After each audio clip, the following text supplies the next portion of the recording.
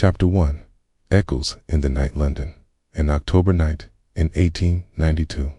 The thick, ashy fog wound through the alleys like a living creature, coating gas lanterns with its icy breath and muffling the sound of distant hooves on the cobblestones. At 221B Baker Street, the fire crackled placidly in the grate while Dr. John H. Watson leafed through the Times, alternating sips of tea with curious glances at his companion, who remained motionless in his chair, his fingers interlaced and his gaze fixed on the ceiling. Holmes hadn't spoken a word for over half an hour. A thin wisp of smoke rose straight from his briar pipe. One might think he was dozing, but Watson, familiar with his intensely focused state, was not fooled.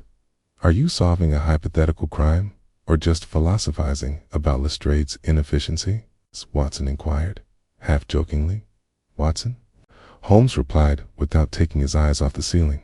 "When one hears a story as absurd as the one delivered to us this morning, the least one can do is to remain silent in honor of its strangeness." Watson frowned, searching his memory. "You mean that letter from Mr. Pembroke?" "Precisely." Holmes sat up, picked up the folded sheet of paper from the table, and handed it to his friend. Watson obediently scanned the contents. "My dear Mr. Holmes, I am writing to you with extreme discretion and some embarrassment. For the past 3 nights, I have heard footsteps in the attic of the house I recently inherited from my late aunt, Mrs. Agatha Mortimer, in Highbury. The house has been uninhabited since his death, and although I have thoroughly inspected it, I have found no signs of occupation or forced entry. However, every night at exactly 2:25 a.m., the footsteps begin, firm, heavy, almost rhythmic, and stop after 20 or 30 steps. No wind or pipes can create such an illusion. I'm convinced something or someone is up there. And yet, there's nothing. I don't trust the local police, as they've already treated me like an eccentric. I beg for their visit. This whole affair has robbed me of sleep and peace. With respect, Jasper Pembroke, a ghost." Watson murmured, handing back the sheet of paper. "It's probably some kind of yielding wood, or rats, or some trick to frighten it into leaving." "A sensible and reasonable hypothesis," said Holmes, rising with a slight click of impatience. "So sensible, in fact, that it leads me to mistrust it." He walked over to the coat rack and started putting on his coat. "Are you going to see it?" "Certainly. Cultured man in the middle of London claims to hear footsteps with mathematical precision every night in a closed house. Don't you think, Watson, that there's something deliberate about this? Rats don't use metronomes." Watson stood up, already taking up his cane. "Shall we go together?" Holmes smiled. It would be unforgivable to deprive him of the spectacle. Same afternoon, under a fine, persistent rain, they arrived at Highbury. Agatha Mortimer's house stood at the end of a narrow, cobbled street, nestled between trellised gardens and flanked by trees that seemed to murmur with every gust of wind. It was a dark brick Victorian structure with closed shutters and a rusty gate. The only light came from a gas lamp by the door, flickering like a candle about to go out. Jasper Pembroke was waiting for them at the entrance. Tall, with slicked back, dark hair, and a visibly agitated expression, he was dressed with sober elegance. "Thank you for coming, Mr. Holmes." "Dr. Watson." His voice was tense, as if he had been holding his breath for days. Holmes nodded politely. "You will lead us to the exact location, Mr. Pembroke." "Of course. Come in." Inside, the house smelled of covered furniture and sealed wood. The 3 of them's footsteps echoed up the main staircase as if they were already part of the mystery. They climbed 2 flights of stairs, eventually reaching a narrow, steep door that led to the attic. Pembroke unlocked it. "I inspected it myself this morning. There's nothing there. But tonight, you'll hear what I hear." Holmes went upstairs first. The attic was large, with sloping ceilings, old trunks, a cracked mirror against one wall, and a stopped grandfather clock. There was no trace of footsteps in the dust except Pembroke's most recent ones. Holmes inspected silently, touching the floorboards with the tip of his cane, measuring the spaces between the joists, even observing the base of the oil lamp. "There are no rats," he murmured. "No signs of water, no signs of structural displacement." Watson looked around skeptically. "And yet, someone walks here every night." Holmes turned slowly. His eyes were shining, or something. "Make sure all the doors are locked tonight, Mr. Pembroke. Don't mention our visit. Don't turn on unnecessary lights. We'll stay here, unseen." Watson opened his mouth to protest, but seeing his friend's rapt look, he knew the game was on. End of chapter 1. Do we move on to chapter 2, where Holmes and Watson spend the night in the house and finally hear footsteps in the attic? Title: Sherlock Holmes and the Footsteps Heard in the Attic, Chapter 2. The house that breathed in darkness. Approximately equals 800 words. Night fell heavily on Highbury, like a damp slab that crushed all sound. Outside, the rain drummed against the panes with monotonous persistence, and inside Agatha Mortimer's old house, time seemed to stand still. Shadows lengthened along the silent corridors, while oil lamps cast flickering glimmers on the wooden paneling. Sherlock Holmes and Dr. Watson settled into the small study adjoining the attic, a room overlooking the back gardens and dark enough to pass unnoticed. The air was thick, as if the dust accumulated over the years refused to be disturbed. They didn't turn on any lights. Holmes, still wearing his coat, stood by the window, staring into space with alert eyes. Watson, though tired, stood by a table, taking mental notes as the clock struck 11. "There is something remarkable about the structure of this house," Holmes murmured, as if speaking to himself. "Look, Watson. Teeth, the thickness of the walls, the arrangement of the windows, even the ornamental reliefs above the doors. Nothing is there by chance." Watson frowned. "Are you suggesting the footsteps are coming from some kind of hidden mechanism?" "Mechanism? Mo, but architecture can hide secrets as much as humans." Holmes walked stealthily to the wall next, to the attic, and placed his ear against it. Nothing yet. Quietly, the silence deepened. The tension continued for hours. At 1 o'clock, Holmes leaned back in his chair, crossing his arms like a cat on the prowl. Watson's eyelids felt heavy, but he fought sleep, driven by a mixture of fear and intrigue. The fire in his lantern had already gone out. The breeze that came through a crack in the window dared to break the stillness. Then, at exactly 2:25 in the morning, a sound pierced the silence. Tack, tack, tack. Steps. Clear, slow, firm. Watson held his breath. The footsteps could be heard right above them. They went from one end of the attic to the other, unhurried. It wasn't an ethereal or erratic sound. It was methodical, measured, almost ceremonial, as if whoever was taking them were repeating a precise routine, night after night. 18 steps, then a pause, then 2 more, then nothing. Holmes didn't move for the first few moments. Only after a few seconds did he rise with controlled movements, guiding Watson with a gesture toward the stairs leading to the attic. They tiptoed up the steps without making a creak. When they reached the attic door, it was still locked. Holmes inspected it by the dim light of a match and nodded with satisfaction. "The lock hasn't been forced," he murmured. "And yet, someone or something has walked inside." Watson felt a chill. What if it's a secret entrance? It's an access from outside. Holmes didn't reply. Instead, he took out a key identical to Pembroke's, which he later confessed he had borrowed at the beginning of the visit, and inserted it into the lock. He carefully turned it and pushed the door open. The attic was just as they had left it, still, dusty, motionless. There were no signs of recent habitation. Holmes scanned the floor with a dim lantern, while Watson inspected the trunks and corners with increasing unease. Not a single footprint, the doctor murmured. And yet the footsteps were real. I heard them. I counted them. Holmes stopped before the north wall. He rapped it slowly with his knuckles in different places. At one point, the sound changed, hollower, deeper. This isn't a solid wall, he said. Watson, get me my toolbox. Something tells me this house isn't done talking. Watson went downstairs to retrieve the case. Holmes examined the wooden reliefs. His fingers traced the carved edges of an ornate flower. Then he pressed.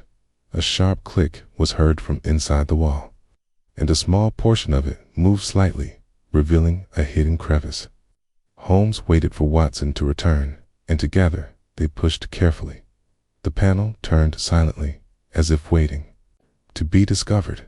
Behind it, a narrow vertical passageway opened, with built-in steps descending into the darkness.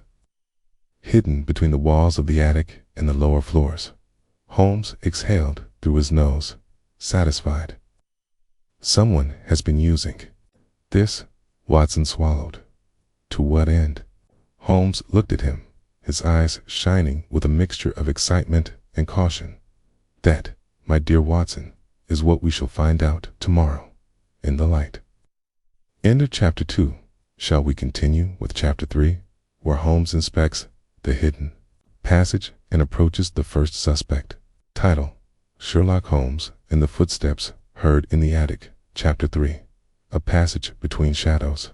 Approximately equals 800 words. The next morning dawned with a grayish clarity, the mist still clinging to the streetlights, and the garden of the old house like an uninvited guest. In Mrs. Mortimer's dining room, Holmes stood by the window, sipping black coffee with a distant look. Watson leafed through the previous evening's notebook, reviewing the events with growing anxiety. The hidden passageway, Watson murmured, is not shown on any plan of the property. Holmes nodded slightly, which indicates that it was built for a purpose that required discretion. Miss Mortimer, it seems, was not as reserved in life as was once believed. Jasper Pembroke, his face more haggard than the day before, joined them. He carried with him a crumpled letter, which he offered to Holmes with trembling fingers. I found it among some books this morning. It's my aunt's, dated shortly before her death. Holmes took the letter and read it quietly, with Watson watching over his shoulder.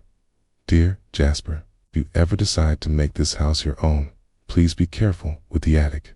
Some things are better left buried. Not all doors lead to rooms. Some lead to the past, and others to secrets that can devour you if you let them out. With affection, Agatha Holmes folded the letter neatly, a deliberately ambiguous message, perfect for fueling legends or covering up complicity. Do you think someone lives in the house, Mr. Holmes? Pembroke asked quietly. Someone who's been hiding there for weeks, Kay. If anyone has resided in this house unseen, he is no ordinary intruder. He is someone who knows every door, every entrance, every habit of its occupant. Holmes stared at him. Did your aunt have servants before her death? Just a housekeeper. She retired shortly after his death. Mrs. Dobbins, where do you live now? In a flat near Islington. I could look up the address. Holmes had already begun writing in his notebook. He will do so this afternoon. But first, the passage awaits us. They returned to the attic shortly after noon, armed with an oil lantern, a rope, and Holmes's toolbox. The panel was still half open, and the air rising from within was damp, smelling of old wood and stagnant dust. Holmes descended first, closely followed by Watson. The recessed steps creaked under their weight, but they made steady progress. The passage proved longer than they had expected, winding downward until it opened into what appeared to be a hidden vestibule between the first floor and the foundations of the house. There, in a tiny room barely larger than a closet, they found a switched-off lamp, a folded blanket, and a small leather-bound notebook. The ink still fresh on some pages.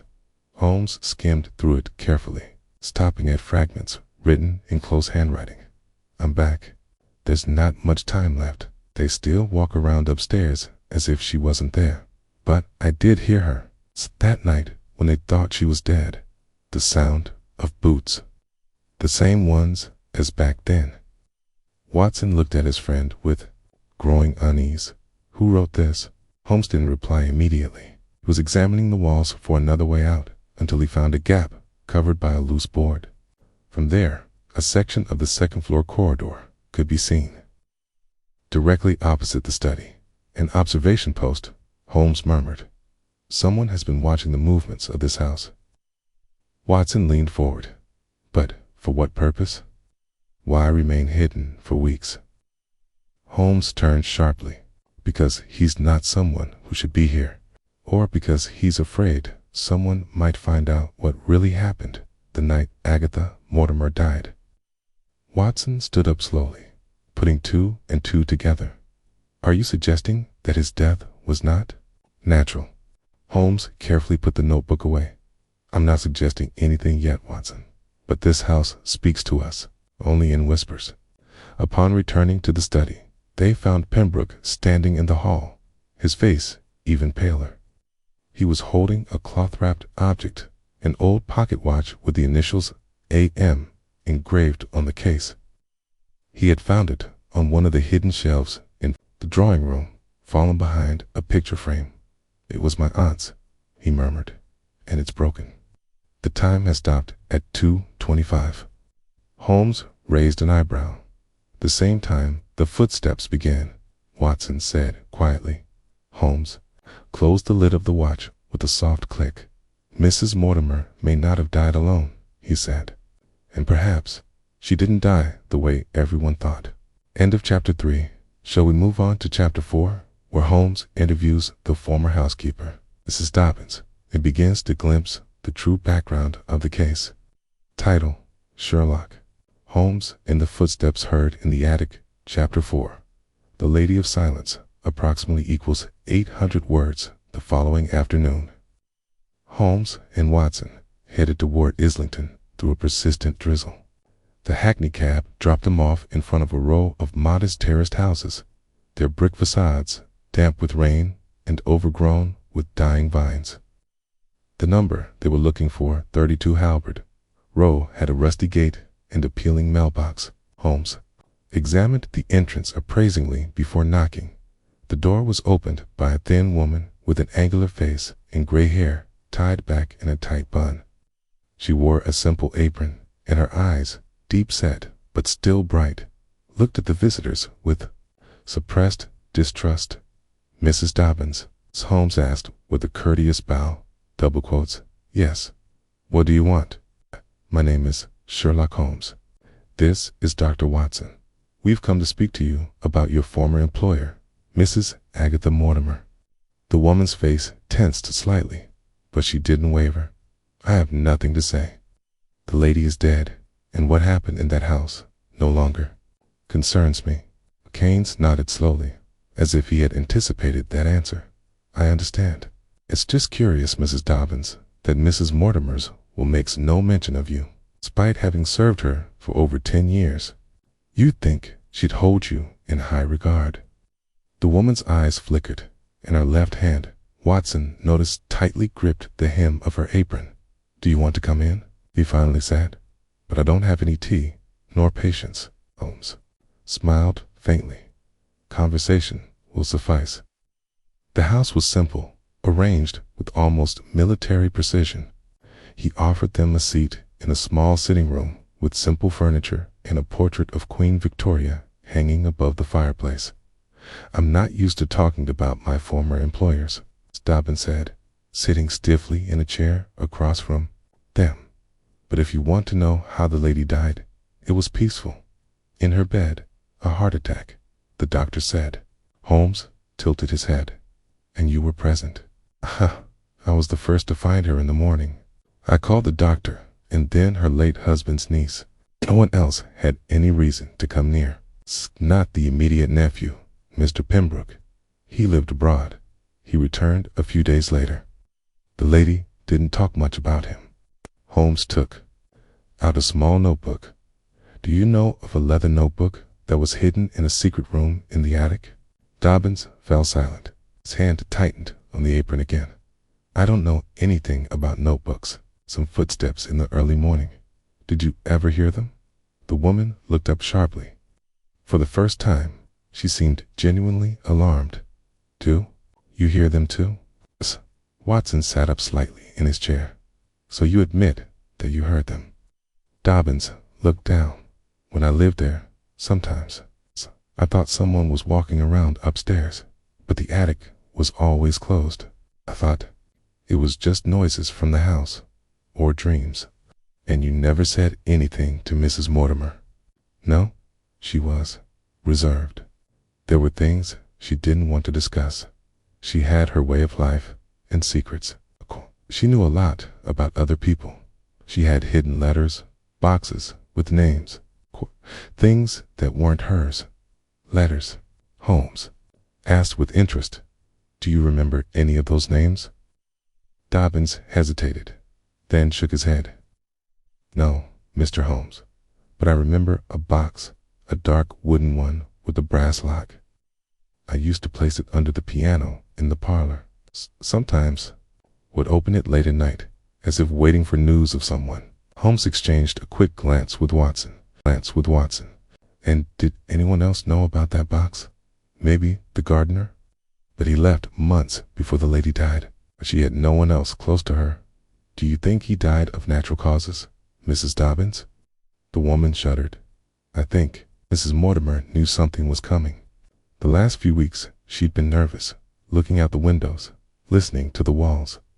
She asked me to lock the attic every night, even though no one had used it since her husband died. Holmes stood up gently. I appreciate your honesty. It's been more helpful than you think. As they left the house and returned to the driveway, Watson walked silently for a few steps before speaking. What do you conclude from this, Holmes? The attic holds more than just footsteps and echoes, Watson. It holds vigilance, obsession, okay? Mrs. Dobbins knows more than she's letting on, but she's not entirely lying, okay? And that box under the piano, are you looking for her? Not yet. First, we need to understand why someone would watch an empty house every night at the same time for weeks. And what connection does all this have with a seemingly natural death and a clock that stopped right at the moment of the first step? End of chapter 4. Shall we proceed to chapter 5? Where Holmes returns to the Mortimer house to search for the mysterious box and is confronted by an unexpected visitor. Title: Sherlock Holmes and the Footsteps Heard in the Attic. Chapter 5. Under the Keys of Silence. Approximately equals 800 words. That same evening, back at the Mortimer house, Holmes seemed more animated than usual. He paced the main hall with a measured gait, observing every corner, every detail of the room, as if the house itself had begun to speak to him in a secret language. Watson, somewhat more skeptical, but deeply intrigued, followed closely behind. There is nothing more revealing than that which hides in plain sight, I said. Holmes said quietly. And, according to Mrs. Dobbins, our late hostess hid a box right here. They both looked at the ebony piano, imposing in its corner of the room. Covered in a cloth embroidered with time-faded floral motifs, it had a solemn, almost funereal air. Holmes carefully removed the cloth, examining the structure with the watchmaker's precision. Several minutes passed in silence as he inspected the base, the supports, and the cavity below. Finally, he stopped. Do you see this faint mark here, Watson? The dust hasn't settled in the same way. Someone moved something recently. Holmes knelt, felt with his fingers until he found a metal rim, and, with gentle pressure, slid a small rectangular box from inside the piano. It was made of dark wood, with a brass lock dulled by age. The description fits, he murmured. Watson watched as Holmes, using a lockpick and the skill of an expert, forced the lock. After a few seconds of concentration, sharp click confirmed his success. Upon opening the lid, they found neatly folded papers, several sealed envelopes with different initials, and, at the bottom, a brooch embossed with a falcon. Holmes quickly flipped through the documents. Some were personal letters, others newspaper clippings with marginal notes. But it was one unsigned letter, handwritten in black ink. That made him pause. "My dear Agatha, they mustn't know you're keeping this. The truth will destroy us both, but the lie will keep them away. As long as no one starts asking questions, burn everything. If you refuse, you know what can happen." Holmes raised his eyebrows. Veiled threats, okay? A shared relationship, or perhaps an unwanted complicity. Watson frowned. "Do you think she was blackmailing someone?" "It's possible, or the other way around, but the key lies in the nature of what he knew. Why someone would return to the scene, night after night, like a penitent." At that moment, sound broke the silence. The front door opened with a barely perceptible creak. Holmes and Watson exchanged a quick glance. Silently, Holmes closed the lid of the box, hid it back under the piano, and slipped into the shadows of the corridor. Watson followed him without a word, his cane in hand, his senses alert. Someone had entered. The hall floorboards creaked. Holmes peered out of the darkness and saw a tall, thin, hooded figure creeping stealthily down the corridor. The figure headed directly for the staircase leading to the second floor, moving as if it knew the house by heart. Holmes murmured, "He's not a burglar. He's here for something specific." They waited for the figure to disappear upstairs before following it, keeping their distance. When they reached the landing, they heard footsteps stop in front of the living room where the piano was.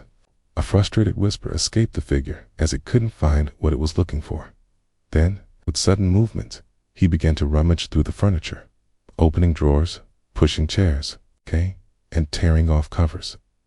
Holmes entered suddenly, his voice cutting through the darkness like a blade. "I'd say you're a few hours late." The figure turned in surprise and retreated toward the wall. Under the hood, a young, pale face with intense eyes and a firm jaw was revealed. It was a man in his 30s, his clothes soaked by the rain, and a cut on his cheek. Watson recognized him instantly. "I saw him in a photograph in Mrs. Mortimer's office. He's her nephew on her brother's side, a certain Edward Latham." The young man said nothing. He just watched Holmes, weighing his words like a cornered man. "Are you looking for this, Mr. Latham?" asked Holmes, slowly taking the brooch out of his pocket. A curious badge. "Do you belong to some private club, or a more clandestine society?" The young man hesitated, then pressed his lips together. "They don't know what they're doing," he muttered. "They don't understand who they're messing with."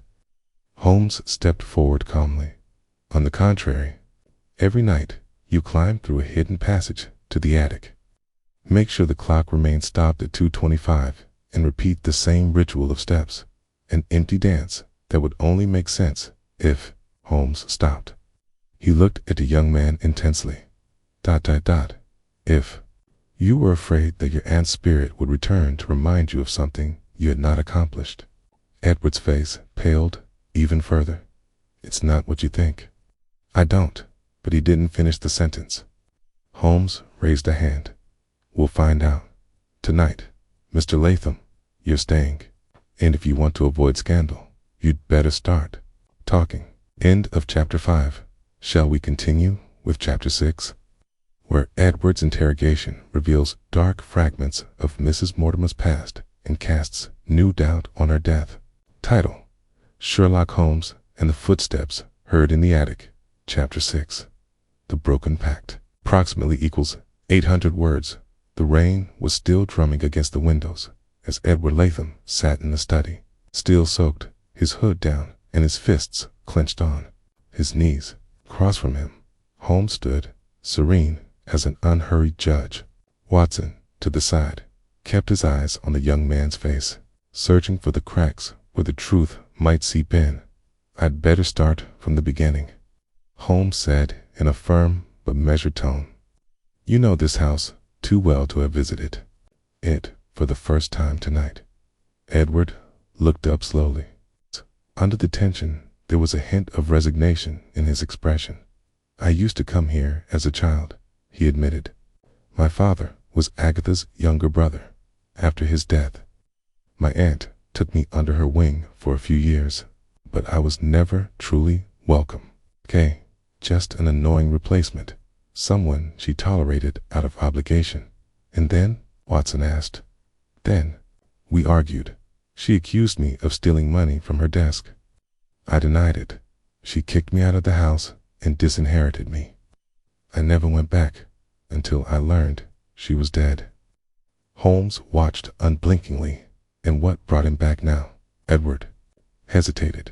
Silence stretched until he finally spoke, his voice low, almost bitter. She wrote to me a week before she died. Watson leaned forward.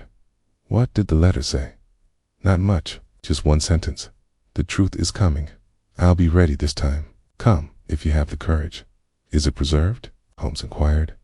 Edward shook his head. I burned it. Very convenient, Watson murmured, but Holmes raised a hand to silence him. Did you know anything about the box your aunt was hiding? Only that she existed. I had seen her once. She told me that if anything happened to her, I would know why. And the footsteps? Holmes asked coldly. Who takes them every night in the attic? Who repeats the same path like a mechanical shadow? Edward looked down. Watson straightened.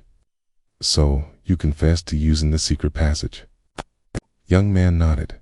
I discovered the access when I was a child. I was fascinated by spying. Agatha never knew I used it. After her death, I returned here several times. I entered through the back garden, went up to the attic, and walked around, always at the same time. Because Edward swallowed. Because she said she'd be ready this time, that something would come for her, I thought. I thought if I retraced her steps, like she used to do before she fell asleep, I'd find what was tormenting her, that maybe I could understand. Holmes narrowed his eyes. Are you saying that your aunt also walked around the attic every night at 2:25? Yes, Edward murmured. Always. For years. It was like a ritual. She never explained why, but the pocket watch was always with her. She would look at it just before going upstairs. Watson rubbed his forehead. A tea.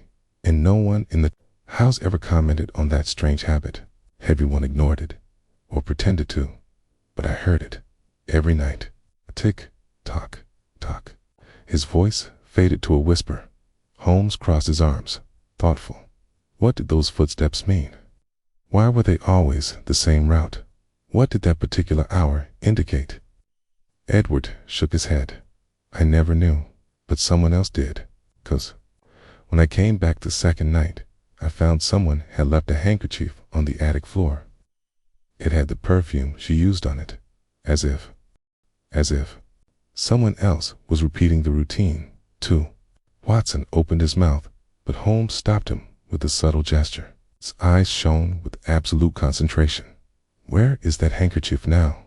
He disappeared the next day. Holmes nodded slowly. Someone else has been in this house besides you. Someone who also knows Agatha Mortimer's secrets. Someone who wants to keep them buried. Edward gritted his teeth. I just want to know the truth. If she died alone, if anyone helped her. If there was something she was afraid of. Holmes turned to Watson with a grave expression. Watson, tomorrow we will visit the lawyer who handled Mrs. Mortimer's will. And you, Mr. Latham, will stay here tonight. If the footsteps are repeated, I want to know if you hear them, even when you don't. Watson raised an eyebrow. Do you think anyone else will come this time? I hope so, Holmes murmured, 'cause the ritual of the steps is not just a custom. It's a sign. Someone is waiting for it to be repeated, perhaps even to complete it. End of chapter 6. Shall we move on to chapter 7, where Holmes and Watson investigate Agatha Mortimer's will and discover a hidden name that should never have appeared on her papers. Title: Sherlock Holmes and the Footsteps Heard in the Attic. Chapter 7.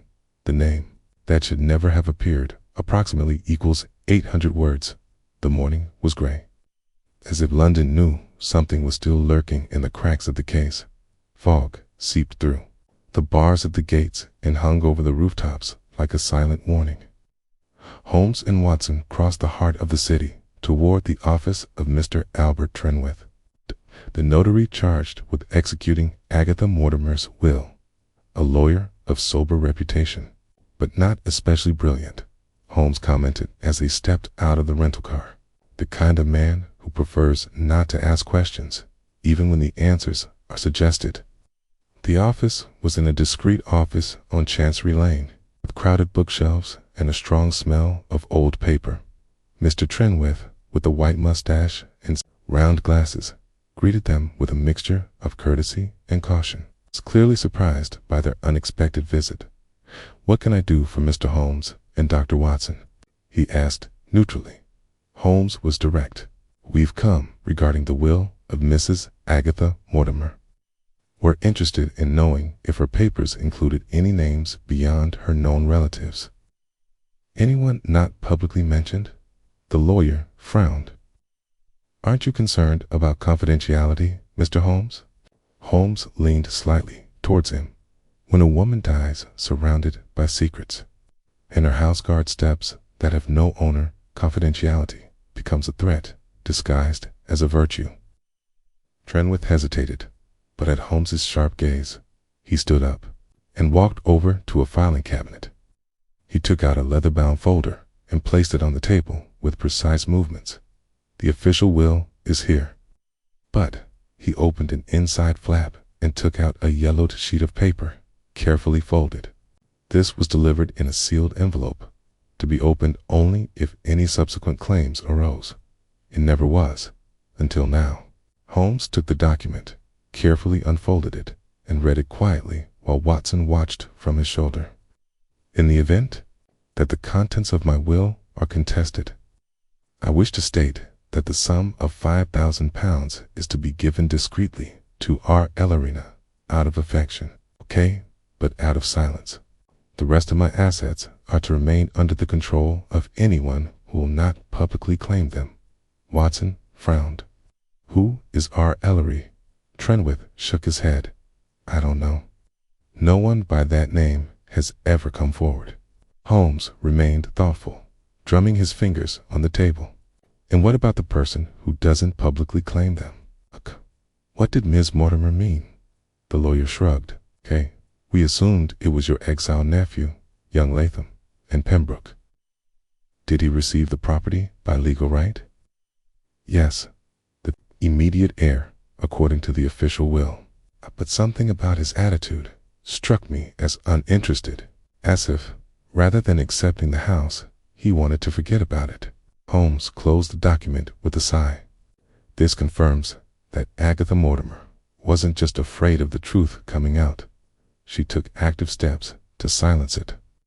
And Ellery, whoever he was, had her in his hands." "Do you think this Ellery guy is behind the steps?" Watson asked, as they walked out onto the street. "I don't know yet," said Holmes. "But if it wasn't him who gave them, it was someone who knew the code. Because that's what steps are, Watson. A code, a pattern that makes sense to anyone who knows the key." They returned to the house in Highbury with a folder under their arms.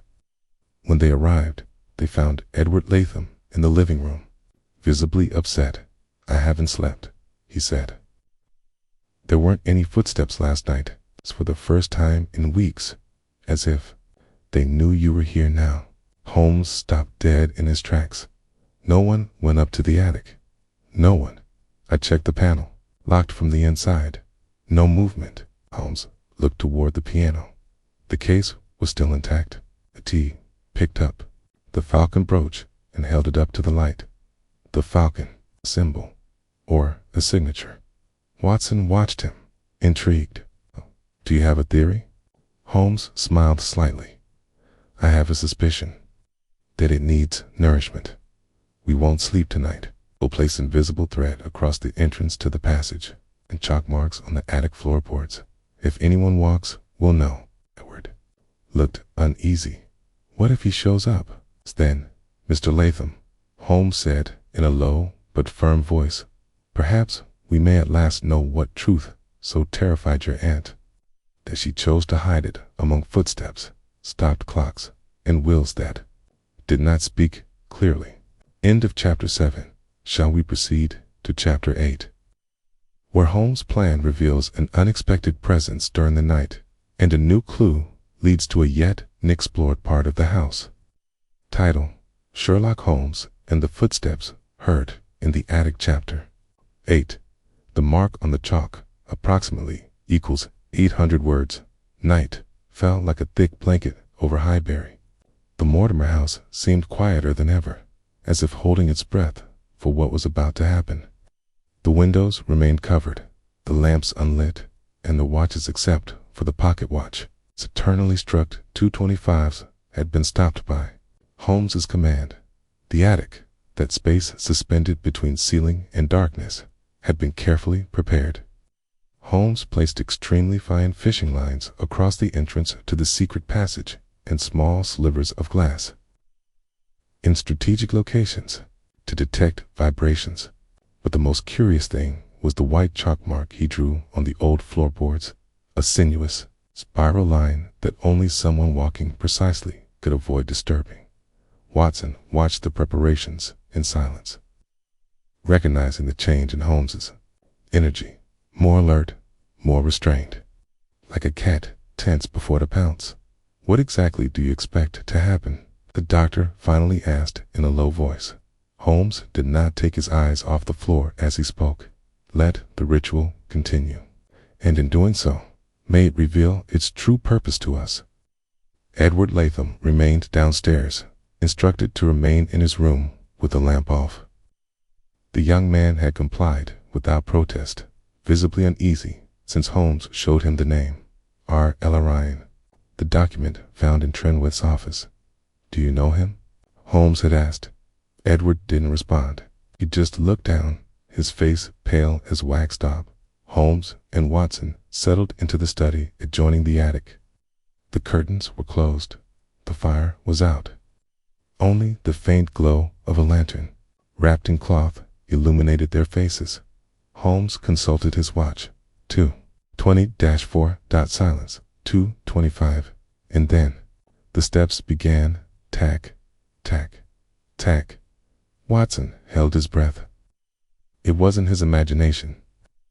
They could hear themselves clearly, walking in a straight line above their heads, in the same pattern as previous nights. 18 steps. Pause. 2 more. Then silence. Holmes stood up in a single movement. Come on, he murmured.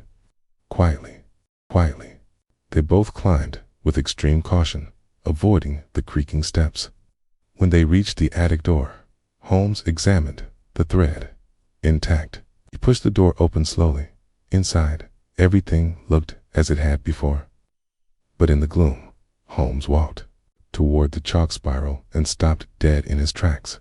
Watson came up behind her, and her breath caught. The line was broken. Right in the center, a footprint light, like someone barefoot, had distorted the outline. There were no other marks around it, just that one. Holmes turned the lantern on fully, illuminating the floor. The dust covering the floorboards had been disturbed, but not completely. Not as it had been when Edward walked. It was as if something or someone had appeared, made a single step, and disappeared. Impossible, Watson murmured. No one went through the entrance. The thread is still intact. Holmes stood still, the light fixed on the mark. Then he looked up at the sloping ceiling, scanning the beams carefully. Watson said finally, do you remember the carved relief surrounding the attic window? The one that looks decorative? Yes. Maybe it isn't quite like that. Help me inspect it. Within a few minutes, with the help of a ladder and a directed light, they discovered a small, movable panel behind the carved frame. They carefully opened it. More than a compartment. It was an opening to a narrow ventilation channel that ran through the roof structure, and there, lurking in the darkness, was something neither of them expected. A crumpled handkerchief, tease, just like the one Edward had described days before, and beside it, a letter without an envelope, folded in four. Holmes opened it. "If you find me, it's because you also hear the footsteps. Don't trust what they say. He still lives, even though everyone thought he was gone. He holds the last secret of this house, our Ellery." Watson took a step back. "He's still alive. Who are you referring to?" "Ellery himself." Holmes shook his head slowly. "I think Ellery isn't writing about himself, but about someone else. Someone who was presumed dead or declared missing." Watson frowned. "And where is he now?" Holmes turned to him with a look that combined intensity and fear. "Maybe. Still inside this house." They descended quietly. But when they reached the hall, they found something even more disturbing. The garden door was open, and the night wind blew in icy gusts. On the ground, by the threshold, there were wet footprints, bare, unshod, one after another, disappearing into the darkness of the backyard. Holmes stopped. His voice was barely a whisper. "Watson, anyone who walks into this house doesn't do so just out of habit. So why?" Holmes raised his eyes to the overcast sky. "Because he's still searching for something. Something that may have been buried, but someone who should never have died." End of chapter 8. Do we move on to chapter 9? Where Holmes follows the clue to a forgotten structure in the garden, uncovering a buried link between Mrs. Mortimer Ellery and a man who vanished without a trace. Title: Sherlock Holmes and the Footsteps Heard in the Attic, Chapter 9, where the garden forgets but does not forgive approximately equals 800 words. The following morning brought a tense calm to the Mortimer household. The air was tinged with that peculiar dampness that announces something buried might be about to come to light. Holmes and Watson were in the library, looking at a faded plan of the property that Holmes had requested from a local surveyor. Latham dozed in a nearby armchair, exhausted from the tense night. "Look at this section here," Holmes said, pointing to a forgotten portion of the backyard. "There used to be a greenhouse." Watson nodded. "Yes, you can still see part of the stone base. But there's something else," Holmes murmured. "A rectangular structure attached to the rear, unmentioned in the later plans. If it had been deliberately omitted, a wine cellar, a basement, or a refuge," Holmes said, already standing up. "And if anyone keeps walking through this house unseen, they could be hiding where no one has looked, underground." Mortimer House garden was a carpet of weeds, fallen branches, and withered rose bushes that must once have been carefully tended. At the far end, where the hedges grew thickest, they found the remains of the greenhouse, broken glass, rusted frames, and the foundations of what appeared to have been a back room with low, comical, moss-covered brick walls. Holmes walked around the perimeter, with his cane gently tapping the earth. At one corner, the sound changed. Hollow, rumbling. "Right here," he said, kneeling down. With his hands, he removed the top layer of dry leaves and loose soil, revealing a wooden trapdoor blackened. By time Watson immediately approached. "Do you want to open it now?" Holmes nodded. "Bring the lantern, and be careful of what might be inside." With an almost funereal creak, the trapdoor opened. A damp, earthy stench emerged from the opening. A stone staircase descended into darkness, flanked by brick walls. They descended slowly, lantern held high, their footsteps echoing like intruders in a place that hadn't heard human voices in years. Upon reaching the bottom, they discovered a small underground room, narrow walls, a low ceiling, and no furniture. Just an old chair against the wall, an empty oil lamp, and a threadbare blanket folded in the corner. Watson frowned. Someone lived here. And recently, Holmes added, pointing to remnants of stale bread, not yet covered in mold, on the floor. Traced with chalk similar to the ones in the attic, someone had drawn straight lines, 18 in all, then a space, then 2 more. The pattern of footsteps. He kept going, Watson murmured. Even down here. Holmes found a cloth-wrapped object among the stones. He carefully unwrapped it, revealing a small metal box, closed, with a simple tab. Inside were letters, photographs, and at the bottom, a battered passport issued 30 years earlier. In the name of a man named Reginald Ellery, Watson took a step back. So, our Ellery isn't a blackmailer, but the missing person? Holmes flipped through the papers quickly, stopping at a blurry photo of a woman, Agatha Mortimer, embracing a man with features similar to Edward's, but with a thick beard and tired eyes. They lived together at one point, Holmes said. But something happened. Something forced him to disappear, least officially. And she hid it here, Watson asked, incredulous. Maybe. Or maybe he went into hiding of his own free will. The truth is, his name was erased from family history, erased, as if he had never existed. But why come back now? 'Cause something remains unresolved.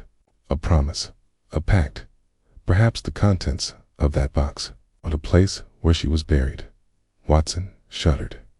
Are you implying he didn't die of natural causes? Holmes didn't reply immediately. He closed the metal box and placed it under his arm. I'm beginning to believe that Mrs. Mortimer didn't die when everyone thought she would. Or, if she did, it was at the hands of someone who wanted her silence, just like Ellery. They left the cellar, breathing in the icy air of the garden once more. The gray sky lingered overhead, heavy and motionless. Back in the house, Holmes placed the box on the living room table. Edward Latham woke at the sight. His face turned white. Where did they find that? Holmes sat opposite him, in the one place no one thought to look, right under your aunt's feet. Will you tell us now who Reginald Ellery was? And why she protected him to the very end? Edward didn't respond, but a spark of fear lit up in his eyes. In memory, Holmes nodded, double quotes. Good. Then you'd better come with us to the cemetery tonight, because I have reason to believe, that Mrs. Mortimer never left this house. End of chapter 9. Shall we continue with chapter 10? Where Holmes returns to Agatha Mortimer's grave and discovers the final clue that gives the case a definitive turn. Title: Sherlock Holmes and the Footsteps Heard in the Attic, Chapter 10. Where the steps end approximately equals 800 words, the night was remarkably quiet. There was no wind, no carriage passed along the street. Not even the distant cawing of a crow disturbed the cold air that enveloped Highbury Cemetery like a veil of whispers. Holmes, Watson, and Edward Latham made their way between tilted gravestones, guided by a wrapped lantern that barely illuminated their faces. In front of them, Agatha Mortimer's grave awaited. Holmes stopped and pointed at the tombstone. Agatha Mortimer, 1828 to 1892. He kept secrets, some until the very end. Watson approached, grimly. What now? Holmes pointed to the ground. The earth is settled, too much so, for a grave that was supposedly opened just a year ago. Edward watched silently, motionless. You mean no one is buried here? Watson asked, Incredulsly. Holmes turned slowly to Edward. It's time, Mr. Latham. You know what happened? The whole story. Your aunt didn't die of natural causes, did she? Edward trembled, but he didn't back down. Lips parted. She helped him hide, she said, her voice breaking. Reginald. He wasn't just a relative. He was her husband. They married in secret many years after her first husband's death. Watson stared at him. And you knew it? I discovered it in a letter I found after her death, or what I thought was her death. She pretended to be ill. She gave precise instructions to the family doctor, who was also implicated in her past. They buried her. Empty. Reginald lived hidden under the house. He always did. Holmes then spoke in a grave tone, and when she really got sick, he tried to care for her in secret. But he couldn't save her. He called no one. He trusted no one. He just did the only thing he knew how to do. Keep walking like she did, repeating her ritual. Every night, the steps, a tribute, or maybe a penance. Watson took a deep breath, and the footsteps ceased when you arrived, Holmes, because he knew he was no longer alone. Because he knew the end was near, Holmes murmured, and he left a sign to be found. Holmes took out the handkerchief he had found in the attic, the falcon brooch, and Reginald Ellery's passport. He spread them all out on the tombstone. She protected him with her life. He mourned her with his steps. And together, they buried a story that no one should ever unearth. Edward closed his eyes. Reginald died 2 days ago, in the cellar, of exhaustion. His body is still there. I couldn't move him alone. Watson felt a lump in his chest. So it was you who left the door open that night. Edward nodded. I wanted someone else to find him, to end this lie with the truth. Holmes turned slowly towards the tombstone. Agatha Mortimer, he said quietly, wasn't the victim of a crime. She was complicit in a hidden life, and now her story has come to its final stop. Days later, a discreet funeral took place. Reginald Ellery was laid to rest next to Agatha, this time with a body and name. Holmes declined the invitation to the ceremony, as he always did. But from the window of the train taking him back to London, he watched the clouds move over Highbury with an inscrutable expression. Watson, in the compartment, closed his notebook. A strange case, he said. No murderer, no crime, and no justice to be rendered. Perhaps, Holmes replied. But the truth is not always measured in guilty parties, Watson. Sometimes it is enough to give rest to the footsteps that no one else wanted to hear. Watson nodded, and for a while they were silent. At last, Holmes lit his pipe and let out a slow puff of smoke. Funny, isn't it? He murmured. Okay. Everyone thought the attic was the highest place in that house, and yet the truth is, Ed lived buried beneath the foundation. Watson smiled wistfully. And what do you think it was, in the end? Love? Guilt? Fear? Holmes looked out the window, his reflection merging with the misty landscape. Perhaps all three, Watson. Or perhaps simply the sound of a heart that never stopped beating, even when the world swore it was dead. End of history. One more case solved by the keen intellect of Mr. Sherlock Holmes.